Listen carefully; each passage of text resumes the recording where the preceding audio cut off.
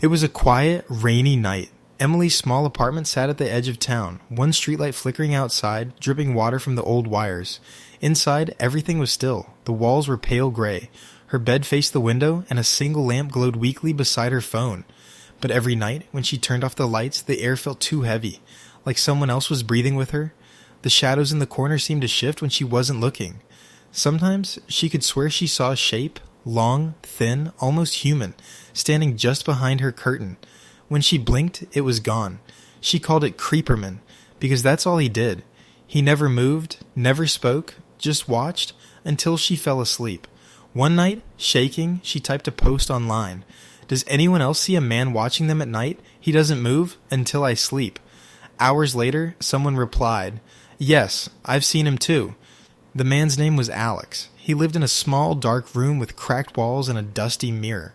He said Creeperman came to him too, always staying at the edge of the bed, always silent. They decided to help each other. They set up a FaceTime call, each phone pointed at their bed, and through a smart plug, they could control each other's lights. If one of them saw the Creeperman, they'd hit the switch. Light on, monster gone. The first few nights were calm. The only sounds were rain, soft breathing, and the low hum of phone chargers. But on the fifth night, something changed. Emily's screen flickered. Alex's room looked darker than usual. The shadows stretched too far, almost touching his feet. Then she saw it, a tall black figure standing just behind Alex's shoulder. "Alex!" she whispered, terrified. "He's behind you!" She hit the switch. The light snapped on, and the shadow was gone. But Alex's face looked pale. "Emily," he said softly, look behind you." Her camera turned, and her own room came into view.